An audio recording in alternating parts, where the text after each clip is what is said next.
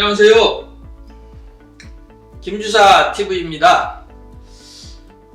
오늘은 2023년도 광주시가 어떻게 바뀌는지 한번 살펴보도록 하겠습니다.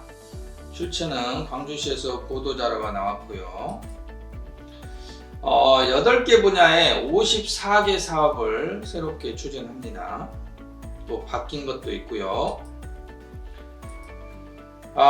대표적인 사업 몇 가지만 한번 확인해 보도록 하겠습니다. 세정 분야인데요.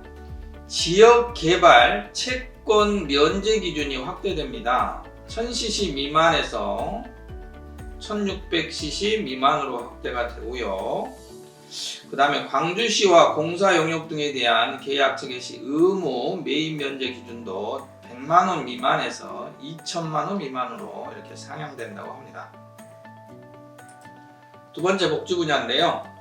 발달 장애인 긴급 돌봄 시범 사업도 추진한다고 합니다. 발달 장애인에게 긴급 발생이 발생하면 일시적으로 24시간 돌봄을 지원한다고 합니다. 그 다음에 취약계층의 주거비 부담도 완화한다고 합니다. 중위소득 46% 이하에서 47%로 완화하고요. 임차급여 기준 임대료도 상향된다고 합니다. 세 번째입니다. 여성 보육 분야입니다. 아동 급식 지원 단가가 7,000원에서 8,000원으로 인상이 되고요. 한부모 가족 자녀 양육비에 대해서 소득 인정의 기준이 확대됩니다. 그래서 중위소득 58% 이하에서 60% 이하로 이렇게 확대가 되고요. 만 12세 이하 입원 아동을 위한 돌봄 서비스 지원 시간이 연 150시간에서 200시간으로 이렇게 연장이 됩니다. 그 다음에 가정위탁 양육 보조금도 1인당 31만원에서 36만원으로 인상이 되고요. 쌍둥이 또는 세자녀 맞벌이 가정을 대상으로 하는 지원하는 사업인 한부모 가정까지도 확대가 됩니다. 기준은 중위소득 120% 이하에서 150% 이하로 완화가 되고요. 수당은 종일 기준 월 25만원에서 30만원으로 5만원이 인상이 됩니다. 청년 분야입니다. 광주형 청년 갭 이어 사업을 추진한다고 합니다. 청년들이 학업과 취업 과정에서 발생하는 갭 기간에 봉사, 인턴십, 워킹 홀리데이 등 다양한 해외 활동 등을 위한 경비를 지원한다고 합니다. 청년 운전면허 취득 비용도 지원한다고 합니다. 1인당 30만원씩이요. 그 다음에 미취업 청년의 구직 활동 비용인 드림 수당도 확대한다고 합니다. 기존에는 만 19세에서 34세까지 지원했는데 39세까지 확대를 하고요. 지원 인원도 1200명에서 1400명으로 200명 늘리고요. 월 50만원씩 해서 최대 250만원까지 지원을 한다고 합니다. 저임금 근로 청년들을 위한 청년 일상 통장 사업을 확대한다고 합니다. 지원 인원은 500명에서 600명으로 늘어나고요. 은행 지원 액은 1인당 80만원에서 100만원으로 확대할 계획이라고 합니다. 그 다음에 자립준비 청년수당도 인상합니다. 월 35만원에서 40만원으로 인상이 되고요. 그 다음에 청년 창업가 대출 지원 이자도 지원합니다.